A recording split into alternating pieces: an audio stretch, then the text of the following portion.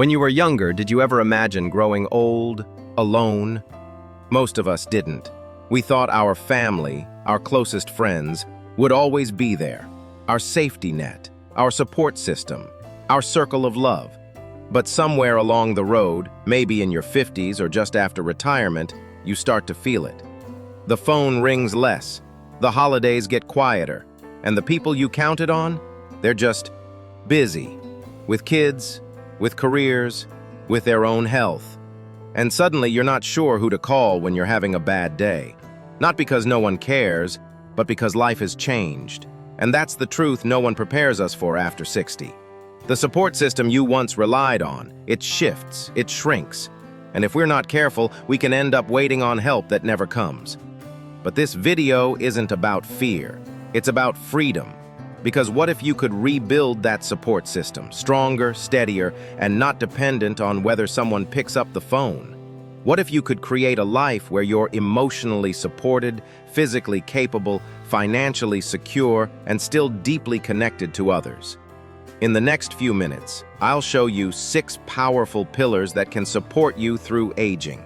Pillars that are often more reliable than even family. Not to replace anyone, but to make sure you never feel powerless, never feel alone, and never feel like your best days are behind you.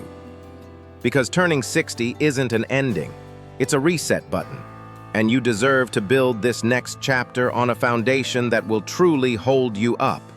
Let's begin. Let's start with the first and perhaps most crucial pillar, financial stability. Now, I know, it's a topic that can make people uncomfortable. We often hear, money can't buy happiness. And that's true. But what it can buy is something just as precious, freedom. Freedom from worry, freedom to make choices, freedom to say yes to the life you want and no to what drains you. When you're financially stable in your later years, you're not just surviving, you're living with dignity, peace of mind, and independence. And let's be honest, relying on our adult children during a financial emergency, that's a burden no loving parent wants to place. Take Richard, for example, a 72-year-old widower who spent years helping his kids financially. He paid for college, supported them through tough times, and even helped with their mortgage. But when Richard had a medical emergency and needed urgent in-home care, his children simply couldn't afford to help. Not because they didn't love him, but because they were dealing with their own mortgages, kids' tuition, and rising living costs. That's when Richard realized love alone isn't a safety net. He needed a plan, not just people. So what does financial stability look like for you? It could mean having a steady source of retirement income, maybe through Social Security, a pension, or passive income. It means setting up an emergency fund, because health surprises don't wait until the next paycheck. It means learning how to manage your money wisely, avoiding unnecessary debt, and thinking long-term when it comes to investing. Ask yourself, if I had a major expense tomorrow, could I handle it? Is my income secure for the next 10, 20, even 30 years? These aren't easy questions, but they're necessary, because financial stability doesn't just protect your wallet, it protects your pride, your options, your independence. And that, my friend, is a gift worth building. Let's move on to the next pillar. Now let's talk about the second pillar that quietly shapes everything else in our lives: physical health. Here's the truth we all know but often forget. No one else can take care of your body for you. Not your spouse, not your children, not your best friend. You can hire someone to clean your house, cook your meals, even drive you around, but no one can exercise or eat healthy for you. Carl, a 68-year-old retired teacher, used to be active and strong in his younger years. But after retiring, the routine disappeared. No more long walks to work, no more packed lunches with greens, just long days on the couch, convenience food, and I'll get back to it next week. Within 2 years, Carl's energy dipped, his balance weakened, and stairs became a challenge. Not because of age, but because of neglect. And that's the part many of us miss. Aging doesn't break us. Inactivity does. Poor habits do. We may not be able to control every health outcome, but we can control how we treat our bodies today. So what does taking charge look like? It's about daily movement, a morning walk, gentle stretching, or dancing to your favorite oldies in the living room. It's about eating with intention, more color on your plate, less sugar in your cup. It's about not ignoring warning signs, that persistent fatigue, those random aches, the shortness of breath. They're not just part of getting older, they're messages from your body asking for attention. Get regular checkups. Catch problems early when they're manageable. And if you've been meaning to quit a bad habit, today is always a good day to start. Ask yourself, if my body was a car, would I feel safe driving it into my 80s? Because your body is your vehicle through this life. And how you care for it now will determine where it can take you next. Let's move forward. Your next pillar awaits. You know, when we reach our 60s, loneliness isn't just a feeling, it's a serious health risk. Studies show that prolonged loneliness can deeply affect our emotions, our brain function, and even shorten our lifespan. This is especially true if we rely solely on family for connection. But the reality is our loved ones have their own busy lives and responsibilities, and they can't always be there for us. Let me tell you about Margaret, a 73-year-old woman. She used to rely only on her children for emotional support, but as they got busy with their own lives, she started feeling isolated and empty. Instead of accepting that loneliness, she took action. She reconnected with old friends, joined local clubs, and even took dance classes. These activities didn't just bring joy back to her life, they expanded her social network, filling her days with laughter, belonging, and connection, something we all need, especially as we age.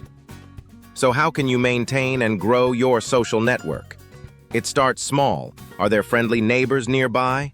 Have you tried joining a hobby group or a class? Sports aren't just good for your body, they're a fantastic way to make friends. Most importantly, be proactive in creating and nurturing relationships that bring you joy and laughter, because feeling like you belong to a community is a priceless emotional boost.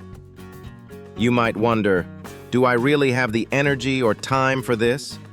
The answer is yes.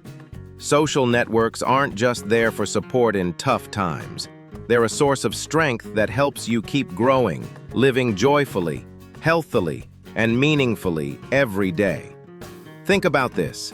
When you build a strong social network, you don't just have people to talk to. You have people to support, share with, and lean on when needed. This is one of the keys to turning your later years from a time of loneliness into a time of connection and enjoyment. Have you ever felt, after retirement and raising your children, that sudden, quiet emptiness inside? Many people in their 60s and beyond experience this sense of lost direction, not because they have nothing to do, but because they haven't yet found a new purpose in life. The truth is, family love can't give you your life's purpose. That is something you must find for yourself. It's the spark that drives you to get up each morning with excitement, the guiding light for your soul. Let me share George's story. At 70 years old, after retiring, George felt empty, as if his life had lost its meaning. But instead of surrendering to that feeling, he chose to seek something that would reignite his spirit. He started teaching technical skills to children in his community, passing on his knowledge and experience. That work brought back meaning to his life, making him realize he still had value and was making a difference for younger generations. George's story teaches us a valuable lesson. Purpose doesn't always come from outside, it must be discovered within. You can find purpose in many ways: learning a new skill, exploring art like painting or music, tending to a garden, traveling to broaden your horizons, or volunteering your time to help others. Each of these activities brings deep satisfaction and makes life feel more meaningful every day. But don't let big goals overwhelm you. Start with small, manageable goals. Maybe today you learn something new, tomorrow you spend some time gardening, next week you join a community group. Having clear, small goals helps maintain motivation steadily. From there, you build a life that's not just surviving, but full of joy and confidence. You might wonder, Can I really find a new purpose at my age? The answer is absolutely yes. Age is not a barrier, but a journey of continuous growth and learning. What matters most is your willingness to open your heart, embrace change, and discover what truly makes you feel valuable and fully alive. Remember, your purpose is a small flame inside you. When it burns bright, life becomes more meaningful than ever before. You know, as we grow older, loss and change become inevitable parts of life. Loved ones may leave us, health can decline, and life may no longer look the same. These emotional challenges are ones we all face, but here's something many don't realize. Relying completely on others for emotional support isn't sustainable.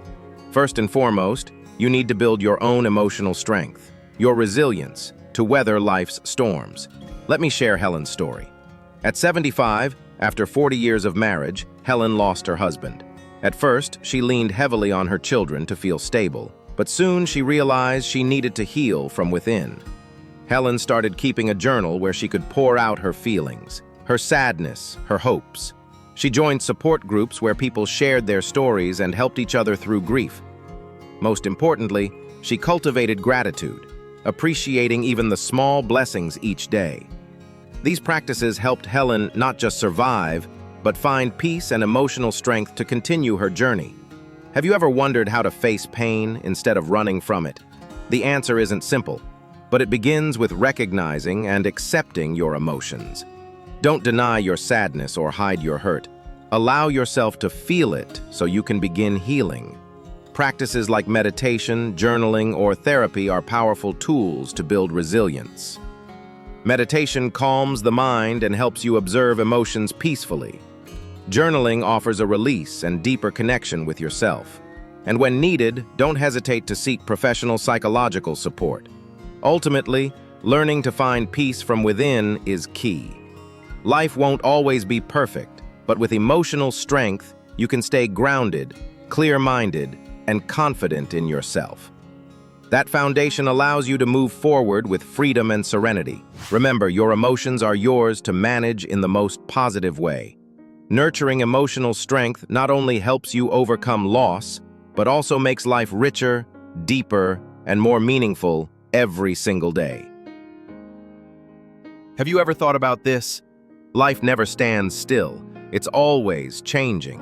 And that change is inevitable as we grow older. Friends may slowly drift away, familiar habits no longer fit, and the world around us keeps moving forward. This is when one of the most important pillars comes into play: adaptability. Not everyone finds it easy to accept change. Many people who can't embrace new things fall into depression or social isolation, a very concerning reality. So how can we not just survive, but thrive, even when everything around us is constantly shifting? Let me share Frank's story. At 78 years old, Frank was used to face-to-face interactions, meeting friends in person, and traditional social activities. But when the pandemic hit and technology advanced rapidly, Frank felt left behind. Instead of giving up, he decided to try video calls and learned how to join online groups to stay connected with his community. At first, it was unfamiliar, but Frank soon realized this was an opportunity to broaden his horizons, meet new people, and maintain social bonds despite physical distance. From Frank's story, we learn a valuable lesson. Openness to technology and willingness to learn new things are key to maintaining connection and a sense of belonging. Don't let old habits hold you back in a changing world. Technology is not the enemy, it's a companion that helps us connect, explore, and grow. Moreover, instead of dwelling on the past, focus on the opportunities in the present. Every change is a new door opening. If one door closes, remember there are countless others to discover. Keeping a growth mindset is a powerful secret that helps you not only adapt but also move forward in life's journey. Have you ever faced major changes in your life? How did you cope and adapt? Share your story below. In the end, Adaptability not only helps us avoid loneliness and depression, but also opens the door to a rich, flexible, and meaningful life, no matter what age we are. Remember, age is not a barrier, but a chance to grow and reinvent yourself every day. Have you ever thought about this? In life, there are certain pillars that not only help us overcome challenges, but also build a resilience, even stronger than family ties. These pillars form the foundation for living a meaningful, fulfilling, and independent life, especially as we grow older. Let's quickly review these 6 pillars. First, financial stability. A base that frees you from worrying about unexpected expenses, from healthcare to daily living costs. Second, physical health, because a strong body is essential to enjoy every moment of life. Third, social networks. Friends, family, and community that help you feel connected, loved, and never alone. Next comes a sense of purpose, something that gives you joy and motivation to wake up every day, not just to exist, but to grow and contribute. Then, emotional strength, the ability to face loss, pain, and maintain inner peace so you can keep a positive and steady spirit. And finally, adaptability, the flexibility to embrace new things, keep learning, and turn change into opportunity. When you build these 6 pillars, loneliness and helplessness fade away. You won't have to ask anyone for help because you become your own strongest support system. This is the key to living independently, freely, and meaningfully at any stage of life. What do you think about these pillars? Which one feels strongest in your life right now? And which one will you start building today to improve your quality of life? I'd love to hear your thoughts and stories. Please leave a comment below. Don't forget to subscribe to Elderly Joy Life and share this video so together we can spread valuable knowledge and help more people build strong foundations for their later years. Thank you for being here with me, and see you in the next video.